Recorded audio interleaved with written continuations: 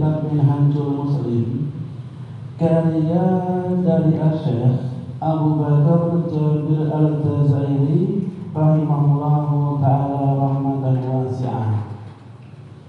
Dan insyaallah pada pembahasan kita kali ini kita akan melanjutkan pembahasan masih dalam bab siyam atau puasa.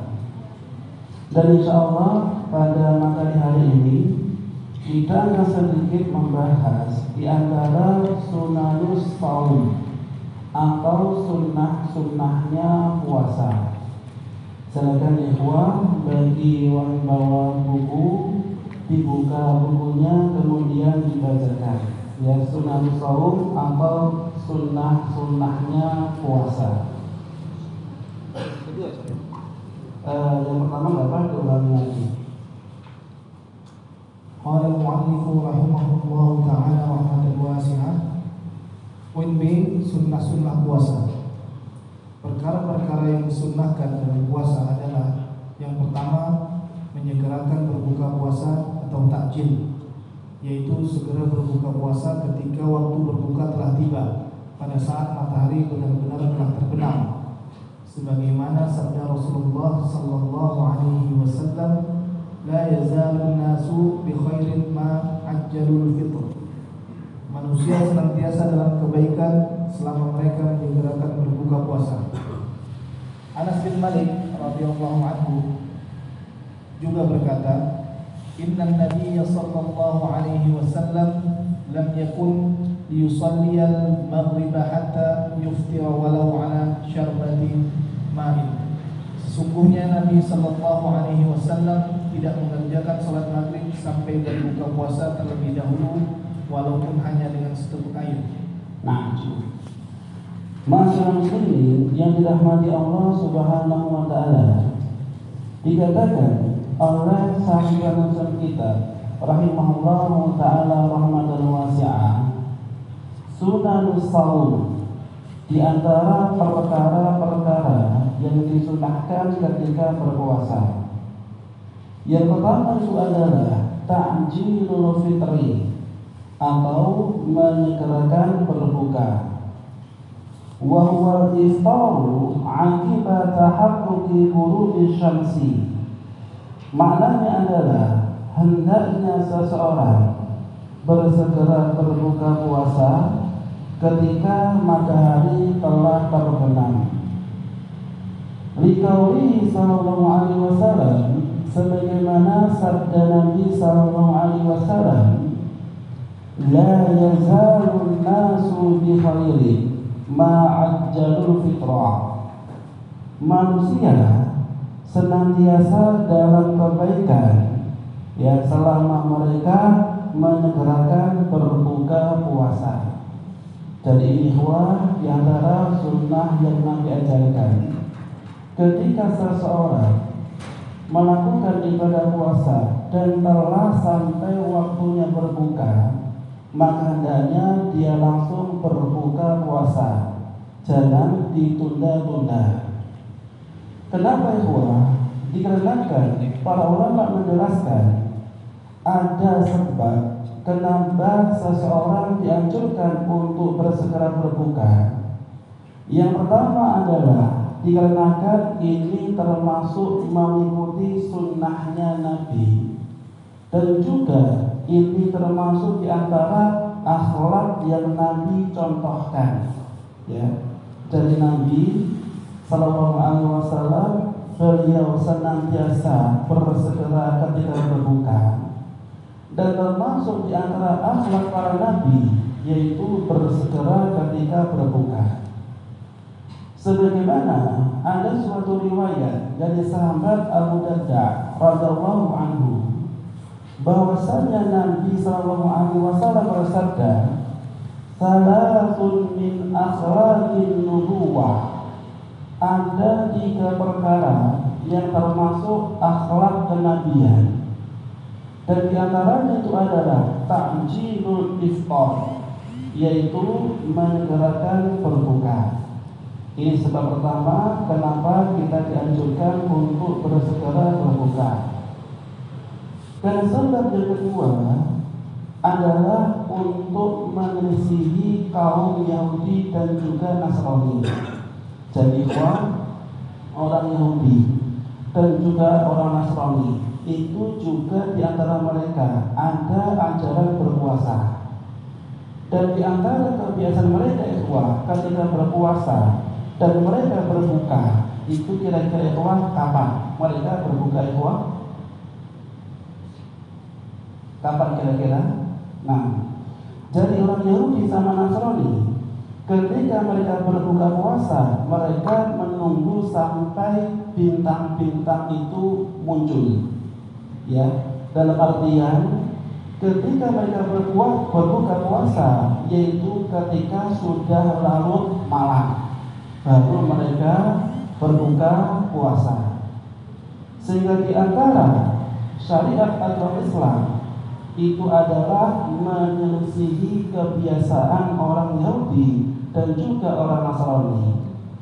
Ketika seorang Muslim sudah tiba waktu berbuka, maka hendaknya mereka bersegera untuk berbuka puasa dan jangan ditunda-tunda. Ini sebagaimana ada suatu riwayat dari sahabat Abu Hurairah radhiyallahu anhu bahwasanya Nabi sallallahu alaihi wasallam bersabda, "La yazalu dinu zahiran ma 'ajjalan nasu al-fitrah." Jadi agama ini senantiasa akan tampak istiqomah selama manusia bersegera untuk berbuka puasa. Li'anna al-yahuda wan nasara yuakhiruna. Dikarenakan kebiasaan orang Yahudi dan juga Nasrani, mereka suka mengakhirkan berbuka puasa. Ini sebab yang kedua kenapa kita dianjurkan untuk segera berbuka. Dan juga ketika antum melakukan buka bersama, biasanya sebelum adzan maghrib berkumandang, makanan telah disajikan di depan masjid. Ya, maka ketika sudah disajikan makan di masjid dan sudah waktunya berbuka, hendaknya antum berbuka dengan makanan yang telah ada. Kenapa Dikarenakan Nabi Sallallahu Alaihi Wasallam bersabda, la salata bihadratit ta'am. Tidak ada salat ketika makanan telah dihidangkan. Maknanya apa di sini? Tidak ada salat, la salata bihadratit ta'am ketika makanan dihidangkan. Apa tafsirannya? Jadi ketika antum berpuasa, ternyata istri antum ataupun keluarga antum ataupun ketika ada buka bersama di masjid, makanannya sudah tersedia. Tapi antum meninggalkan buka puasa, tapi langsung antum menunaikan salat maghrib. Habis salat baru antum berbuka puasa, maka di sini maknanya la sholata, tidak ada sholat. Dan bagaimana para ulama menafsirkan la sholata? Kira-kira tafsirnya bagaimana Apakah sholatnya tidak sah ataukah sholatnya itu bagaimana? Nah, maka ditafsir oleh para ulama, di antara itu adalah Syekh Utsaimin rahimahullah, makna la sholata yaitu menafikan sholat, itu maknanya adalah sholatnya itu kurang sempurna, bukan berarti tidak sah. Sah namun kurang sempurna. Kenapa kurang sempurna? Dikarenakan ketika seorang hamba dia sholat dalam kondisi perutnya itu kosong, dalam kondisi perutnya itu masih lapar, maka biasanya ketika sholat dia kepikiran kapan sholatnya selesai, kemudian dia berbuka, dan ini bisa menghilangkan kekhusyuan ketika sholat. Sehingga ketika khusyuknya berkurang, maka sholatnya itu kurang sempurna. walaupun tetap sah. Ini di antara sebab-sebab kenapa syariat menganjurkan seorang muslim bersegera untuk berbuka puasa. Tadi ada berapa sebab ikhwah? Ada berapa sebab? 3. Yang pertama apa? Termasuk sunnah dan asalnya Nabi. Yang kedua, melisihi kaum Yahudi. Dan yang ketiga, sholatnya kurang sempurna. Ini diantara 3 sebab kenapa syariat menganjurkan untuk berbuka puasa ketika sudah datang waktunya. Kemudian ikhwah, kita masuk ke sunnah yang kedua. Silakan dibaca. Poin yang kedua, berbuka puasa dengan kurma matang atau kurma kering atau air. Yang terbaik di antara ketiganya adalah yang pertama, yaitu kurma matang. Sedangkan yang kurang baik adalah yang terakhir, yaitu air. Seorang muslim disunnahkan berbuka puasa dengan sesuatu yang ganjil, 3, 5 atau 7. Sebagaimana Anas bin Malik radhiyallahu anhu berkata, "Kana Rasulullah sallallahu alaihi wasallam yuftiru ala rutabatin qabla an yusalliya fa in lam takun fa'ala tamaratin fa in lam takun hasawatin min ma'in." Rasulullah sallallahu alaihi wasallam berbuka puasa dengan beberapa kurma rutab yang setengah matang sebelum mengerjakan sholat maghrib.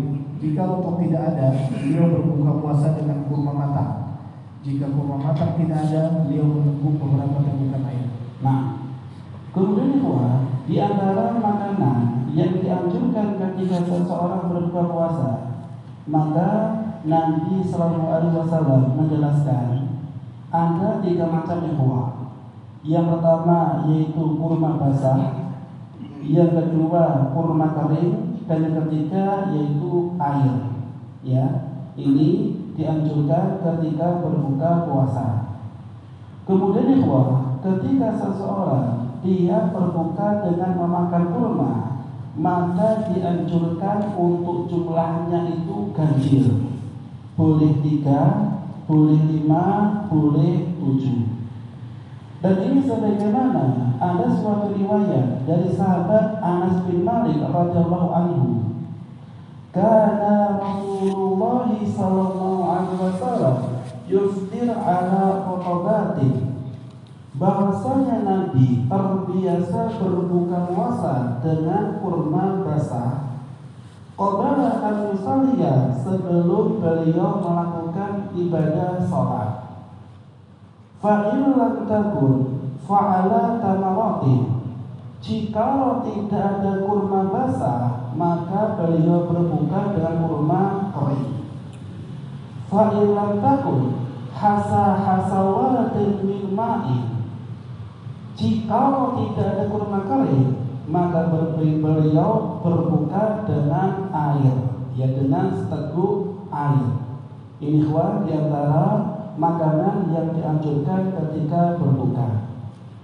Kenapa ikhwah ini dianjurkan mengkonsumsi kurma? Kira-kira kenapa ikhwah? Kok bukan mungkin makanan berat seperti nasi ataupun yang lainnya?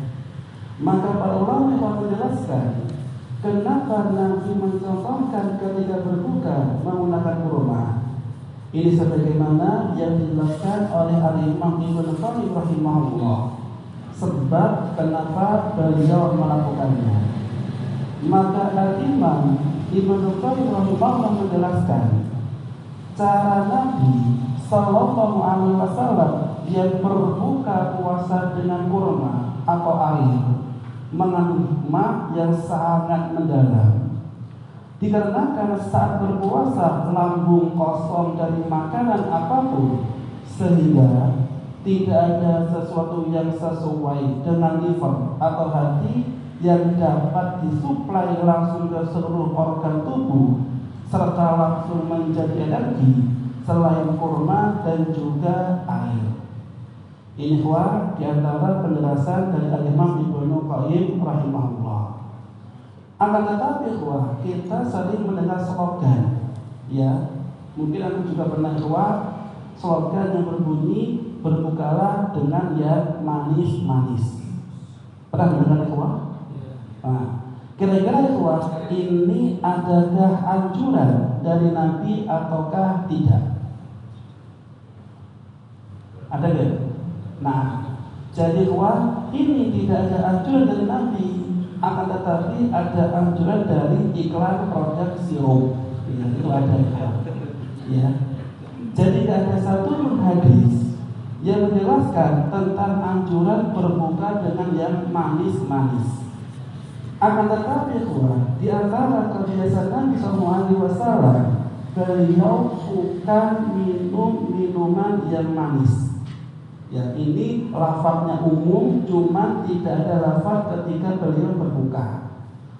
Maka Aisyah radhiyallahu anha pernah berkata, "Kana ahabbu syarabi ila Rasulillah sallallahu alaihi wasallam al-hilwa al-barida." Di antara minuman yang paling disukai oleh Nabi adalah minuman yang manis dan juga dingin. Sehingga para ulama ikhwah, di antaranya Al-Imam Ibnu Qayyim Al-Jauzi rahimahullah, yang disebut dengan manis dan juga dingin ini memiliki beberapa arti. Yang pertama ikhwah, yaitu air yang murni yang langsung bersumber dari mata air ataupun dari sumber yang manis. Ini tafsiran yang pertama. Dan yang kedua ikhwah, tafsirannya itu adalah bahwasannya minuman yang manis ini itu adalah minuman yang berasal dari rendaman air, campuran madu, kurma dan juga kismis. Jadi bukan ikhwah dicampur dengan gula. Jadi campurannya itu murni dari madu, kurma dan juga kismis. Ini dua tafsiran dari Al-Imam Ibnu Qayyim dalam kitab Zadul Ma'ad. Ya, jadi ini tafsiran yang benar insyaallah. Kemudian yang ketiga, silakan dibaca. Poin yang ketiga, berdoa ketika berbuka puasa. Karena Rasulullah sallallahu alaihi wasallam berdoa ketika berbuka puasa sebagai berikut: Allahumma laka sukna wa ala rizqika aftarna wa taqabbal minna innaka antas sami'ul alim. Ya Allah, untukmu kami berpuasa dan dengan rezekimu kami berbuka, maka terimalah puasa kami. Sesungguhnya Engkau Maha mendengar lagi Maha mengetahui. Ibnu Umar radhiyallahu anhuma juga berdoa ketika berbuka puasa, yaitu dengan doa berikut: Allahumma inni as'aluka bi rahmatika allati wasi'at kulla syai' an taghfira li dhunubi. Ya Allah, aku meminta kepadamu dengan rahmat-Mu yang meliputi segala sesuatu. Semoga Engkau mengampuni dosa-dosaku. Nah, kemudian yang ketiga, ketika seseorang berbuka puasa dianjurkan untuk berdoa ketika berbuka. Akan tetapi karena buku ini lafaznya agak berbeda. Di sini ada dua lafaz. Yang pertama itu adalah Allahumma laka sunna wa ala rizqi aftarna fataqabbal minna innaka antas sami'ul alim. Ini lafaz pertama. Dan lafaz yang kedua, ada suatu riwayat Allahumma inni as'aluka bi rahmatika allati wasi'at kulla syai'in an taghfira li dhunubi.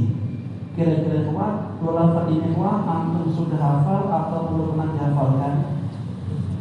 Atau dulu pernah menghafalkan itu?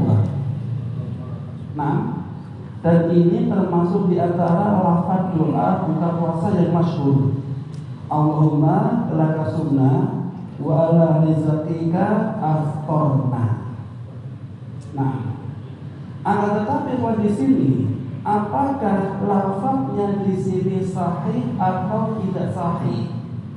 Maka para ulama menjelaskan di antara doa yang masyhur yang ketika ada momen puasa yang sering diajarkan itu seperti doa ini: atau doa Allahumma laka sumtu wa ala rizqika aftartu.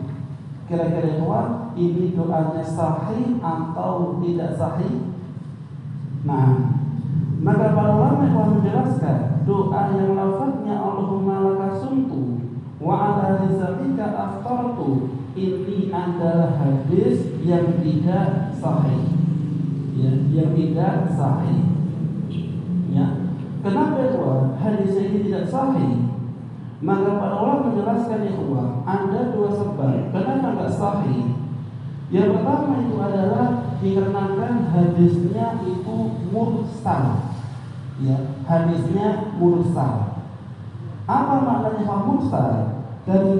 Jadi makna mursal itu adalah ada suatu hadis dari tabi'in, langsung tabi'in menyandarkan kepada Nabi.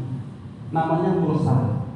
Padahal hadis yang sahih itu harus dari tabi'in, dari sahabat, baru Nabi.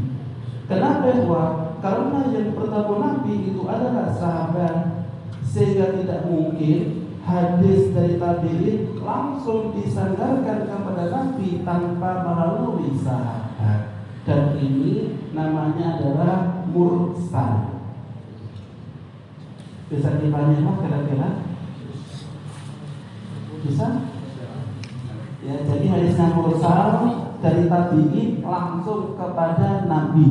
Padahal tabi'in nggak pernah ketemu Nabi. Ini sebab pertama kenapa hadisnya tidak sahih. Dan yang kedua sebabnya dikarenakan hadisnya itu tidak sahih.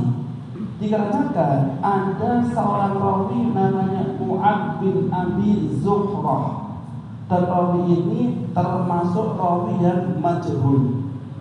Dan majhul itu maknanya adalah rawinya tidak diketahui silsilahnya atau riwayatnya. Sehingga ketika rawinya tidak diketahui silsilahnya riwayatnya, maka dia termasuk majhul, tidak diketahui, sehingga statusnya itu hadisnya dhaif alias lemah. Jelas ya kawan? Jelas ya, insyaallah. Sedangkan lafaz yang sahih yang dijelaskan oleh para ulama ketika seseorang berbuka, ini ada suatu hadis dari Nabi SAW. Hadisnya riwayat Abu Dawud, Nasai dan juga yang lainnya, dan statusnya hasan, baik dan bisa diamalkan. Karena Rasulullah SAW idza aftara qala, dan Nabi SAW ketika beliau berbuka, beliau mengucapkan zahabat dhama'u wa batallatil uruqu wa thabatal ajru insyaallah. Dan ini lafaz doa yang insyaallah hasan atau sahih. Dan yang kita amalkan itu adalah lafaz ini. Bisa dipahami insyaallah? Bisa, ya. Cuman kadang-kadang kita bingung kapan kita membaca doa ini. Kebiasaan antum ketika membaca doa ini, ketika antum baca doa ini ketika berbuka, sebelum makan atau setelah makan? Kenapa kok setelah makan? Gimana maknanya? Nah, jadi contohnya nih, saya berbuka, saya buka air, sebelum anak minum, anak baca doa buka puasa ini. Apakah cara bacanya anak minum dulu, habis itu anak baca doa ini? Nah, jadi caranya itu adalah habis antum berbuka dengan cara minum dulu. Antum minum, kemudian antum membaca doa ini. Kenapa itu alasannya? Ini sebagaimana penjelasan dari para ulama di antaranya Imam Nasai. Dikarenakan di sini menggunakan lafaz aftara. Aftara maknanya apa? Berbuka, dan menggunakan bentuk fi'lul madi. Apa fi'lul madi? Kata kerja yang menunjukkan waktu lampau atau past tense. Sehingga jika menggunakan fi'il mandi, maka ini artinya makan dulu, minum dulu, habis itu berdoa dengan doa ini. Itu caranya ikhwah. Ya, baru berdoa dengan doa yang diajarkan oleh Nabi Sallallahu Alaihi Wasallam. Ini tata cara membaca doa ini. Nah, ini sunnah yang ketiga, yaitu berdoa sebelum makan. Ya, atau setelah makan ya di sini. Bismillah dulu ya. Bismillah, minum, habis itu berdoa buka puasa. Itu cara berdoa. Nah, yang ketiga kemudian dibaca yang keempat ya, as-sahur. Poin yang keempat, sahur, yaitu makan dan minum pada saat sahur di akhir malam dengan niat puasa. Sebagaimana sabda Rasulullah sallallahu alaihi wasallam, "Inna fasla ma baina siyamina wa siyami ahli kitabi akalatus sahur." Sesungguhnya pembeda antara puasa kita dengan puasa ahli kitab adalah makan sahur. Dan sabda Rasulullah sallallahu alaihi wasallam, "Tasahharu fa inna fis sahuri barakatan." Makan sahurlah kalian karena sesungguhnya di dalam sahur itu terdapat berkah. Nah, dan sunnah yang keempat yaitu as-sahur, ya, makan sahur. Wa huwa al-aklu wa syurbu fi sahar akhir laili bi niyyati siyam. Yaitu makan dan juga minum dalam waktu sahur di akhir malam dengan niatan puasa. Sebagaimana sabda Nabi Sallallahu Alaihi Wasallam, kenapa kita dianjurkan untuk sahur ketika niat puasa? Inna fasla ma baina siyamina wa siyami ahli kitabi aklatus sahur. Sesungguhnya pembeda antara puasa kita dengan puasanya ahli kitab yaitu makan sahur. Sehingga di sini ketika kita niatannya puasa besok, maka dianjurkan ketika sebelum fajar kita makan sahur. Karena ini ada keutamaannya dan termasuk perkara menyelisihi ahlu kitab. Dan sebab yang kedua, kenapa dianjurkan sebagaimana sabda beliau, tasahharu fa inna fis sahur barakah. Makanlah kalian pada waktu sahur, sesungguhnya dalam waktu sahur ada keberkahan. Apa ikhwah, mana keberkahan di sini? Nah, jadi barokah di sini ziyadatul khair, bertambahnya kebaikan. Dan kebaikan di sini tidak hanya di dunia tapi juga di akhirat. Ya, di akhirat mendapatkan pahala, di dunia mendapatkan keutamaan orang yang sahur. Karena apa ikhwah? Karena ketika seseorang sahur itu sama saja dia telah memenuhi perintah Nabi Sallallahu Alaihi Wasallam. Karena di sini menggunakan lafaz tasahharu, ya, menggunakan bentuk perintah. Sehingga jika kita mengamalkannya, sama saja kita mentaati Nabi Sallallahu Alaihi Wasallam. Kemudian yang kedua, kenapa di sini dianjurkan sahur? Karena makan sahur merupakan syiar Islam. Ya, syiar Islam yang membedakan antara ajarannya ahlu kitab dengan agama Islam. Karena Islam menganjurkan sahur, tapi dalam ajaran ahlu kitab Yahudi ataupun Nasrani dia berbeda. Maka kita dianjurkan untuk menyelisihi ahlu kitab. Dan keutamaan yang ketiga di sini mendapatkan keutamaan dari sisi dunia. Kenapa ikhwah? Dikarenakan dengan makan sahur kondisi fisik lebih kuat daripada tidak sahur. Contohnya ikhwah, ketika ada orang mau puasa nggak sahur, boleh jadi ketika sudah sampai jam 10 pagi sudah merasakan lelah ataupun lemah ataupun mungkin kondisinya drop. Itu gara-gara dia nggak sahur. Tapi ketika ada seseorang sudah sahur, maka insya Allah kondisinya itu lebih fit. Ini kebaikan yang didapatkan di dunia. Dan yang terakhir ketika ada seseorang makan sahur, maka dia akan mendapatkan keutamaan yang lainnya. Sebagaimana yang disabdakan oleh Nabi, as-sahuru, ya, as-sahuru, bahwasanya makan sahur, ya, yaitu makanan yang penuh dengan barokah, keberkahan. Fala tad'uhu, janganlah kalian tinggalkan, walau an yajra' ahadukum jur'atan min ma'in, walaupun sahurnya hanya 1 teguk air, ya, walaupun hanya 1 teguk air, insya Allah mendapatkan keberkahan. Fa innallaha wa malaikatahu, dikarenakan Allah dan juga malaikatnya, yusalluna 'alal mutasahirin, sesungguhnya Allah dan juga malaikatnya bersalawat kepada orang yang melakukan sahur. Ya, jadi Allah, malaikatnya bersalawat kepada orang yang sahur, mutasahirin. Kira-kira makna berselawat di sini maknanya apa ya kira-kira? Kalau kita kalau kita berselawat kepada Nabi, maknanya kita baca salawat. Tapi ketika Allah dan juga malaikatnya berselawat kepada orang yang sahur, maknanya apa ya?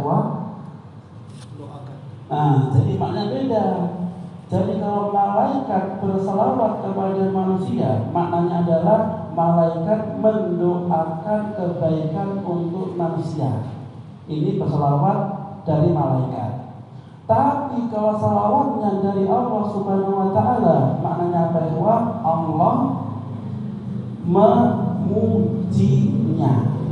Ya, Allah memuji manusia yang melakukan sahur. Jadi kelihatannya sahur itu simpel, tapi banyak sekali manfaatnya dan juga keberkahannya. Ini kenapa ketika puasa dianjurkan untuk sahur walaupun hanya 1 teguk air. Nah, yang kelima, yang terakhir di antara sunnah puasa. Poin yang kelima, mengakhirkan sahur sampai bagian akhir malam hari. Berdasarkan sabda Rasulullah sallallahu alaihi wasallam, la tazalu ummati bi khairin ma ajjalul fitr wa akharus sahur. Umatku senantiasa dalam kebaikan selama mereka menyegerakan berbuka puasa dan mengakhirkan sahur. Waktu sahur dimulai sejak pertengahan malam yang akhir dan berakhir pada beberapa saat sebelum fajar tiba. Ketentuan ini berdasarkan pernyataan Zaid bin Thabit radhiyallahu anhu, kami melaksanakan sahur bersama Rasulullah sallallahu alaihi wasallam, kemudian beliau berdiri untuk sholat. Aku bertanya, berapa jarak waktu antara azan dengan sahur? Rasulullah sallallahu alaihi wasallam menjawab, sekitar membaca 50 ayat. Nah, kemudian sunnah yang kelima yaitu adalah ta'khirus sahur, mengakhirkan sahur ilal juz'il akhir minal laili, sampai akhir malam. Liqaulihi sallallahu alaihi wasallam, sebagaimana sabda Nabi, la tazalu ummati bi khairin ma ajjalul fitra wa akharus sahur. Umatku senantiasa dalam kebaikan selama mereka menyegerakan berbuka dan mengakhirkan sahur.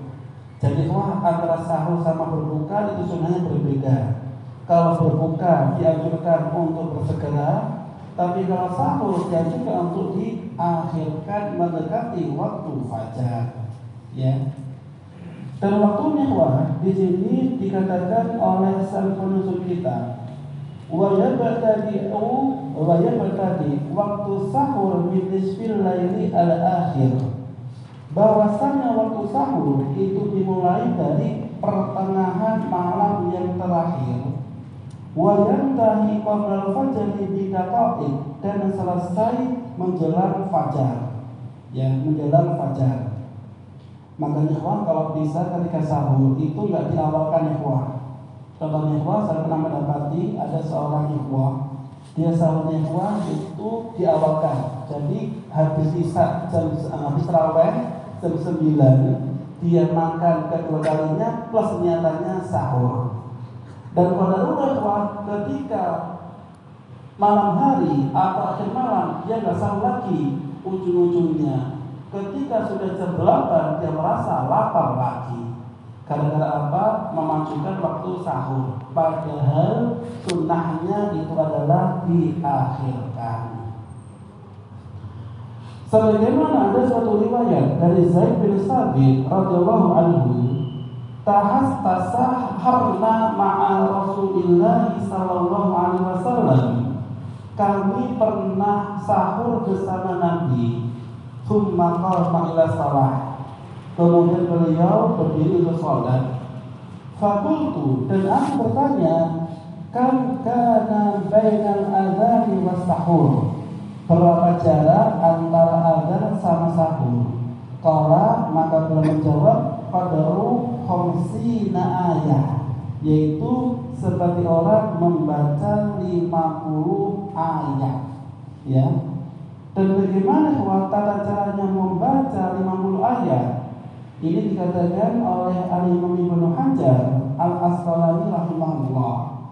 Maksudnya adalah dengan kecepatan bacaan yang pertengahan, tidak panjang, tidak pendek. Jadi biasa-biasa saja. Ini waktu sahur yang ideal. Kira-kira ketika ada orang baca 50 ayat itu selama berapa menit atau berapa jam mungkin? Kira-kira tergantung ya. Kalau sedang ayatnya nggak panjang nggak pendek, 50 ayat berapa menit? Mas Amir berapa Mas Amir? 30? Mungkin bisa 20 menit atau 1/4 jam. Ya, mungkin sekitar itu. Jadi dianjurkan bahwa sahur itu mungkin 20 menit sebelum fajar. Ya, ini termasuk diantara sunnah yang dicontohkan oleh Nabi Sallallahu Alaihi Wasallam. Nah, kemudian catatan yang terakhir. Catatan, orang yang merasa ragu-ragu mengenai terbitnya fajar, ia boleh makan dan minum sampai ia merasa yakin bahwa fajar telah terbit. Kemudian ia berhenti dari makan dan minum, sebagaimana firman Allah Ta'ala menyebutkan, A'udzu billahi minasyaitonir rajim, wa kulu washrabu hatta yatabayyana lakumul khaytul abyadu minal khaytil aswadi minal fajr. Dan makan dan minumlah kalian hingga terang bagi kalian benang putih dari benang hitam, yaitu fajar. Quran Surat Al-Baqarah ayat 187. Seseorang berkata kepada Ibnu Abbas radhiyallahu anhu, aku sedang sahur tetapi tiba-tiba aku merasa ragu-ragu sehingga aku berhenti sahur. Ibnu Abbas berkata kepadanya, makanlah selama kamu merasa ragu-ragu sampai kamu tidak merasa ragu-ragu atau yakin. Nah, kemudian ketika seseorang sahur, maka kalau bisa itu yakin waktunya masih ada ya. Dan jika sudah yakin waktu sudah habis, maka maknanya dia tidak boleh melanjutkan sahurnya. Tapi kalau ragu bagaimana? Ini sudah habis atau belum? Maka sikap kita bagaimana harus kembali kepada keyakinan. Dan di antara praktek yang mungkin menjamur di masyarakat, ketika seseorang sahur, dia berhenti ketika mendengarkan waktu imsak. Dan biasanya oleh mereka, ketika sudah masuk imsak, itu mereka baca macam apa ya? Apa ya? Ada apa baca kenapa? Nah gitu contohnya. Itu biasanya menunjukkan sudah waktu imsak. Imsak maknanya apa menahan. Akan tetapi keyakinan di masyarakat kalau sudah imsak tandanya mereka sudah tidak mau lagi makan ataupun minum. Padahal sesuai dengan syariat agama Islam, waktu untuk berhenti sahur itu bukan imsak, tapi adalah terbitnya fajar. Sehingga jikalau antara terbitnya fajar sama imsak itu biasanya berapa ya? Selisih waktunya 1 menit. Itu tandanya masih ada waktu untuk sahur. Ya, jadi imsak itu masih lampu kuning, belum lampu merah. Sehingga ketika imsak masih dibolehkan untuk makan sahur. Ya, ini sebagaimana yang difirmankan oleh Allah Azza wa Jalla dalam Al-Quran surat Al-Baqarah ayat 187. Wa kulu washrabu hatta yatabayyana lakumul khaytul abyadu minal khaytil aswadi minal fajr. Maka dan minumlah sampai jelas bagimu garis atau benang putih dari benang hitam dari fajar. Jadi selama belum fajar boleh sahur, tapi ketika sudah fajar maka sahurnya berhenti. Ini sedikit yang bisa kita sampaikan di antara sunnah puasa. Semoga bermanfaat dan kita tutup dengan doa kafaratul majalis. Asyhadu an la ilaha illallah. Wassalamualaikum warahmatullahi wabarakatuh.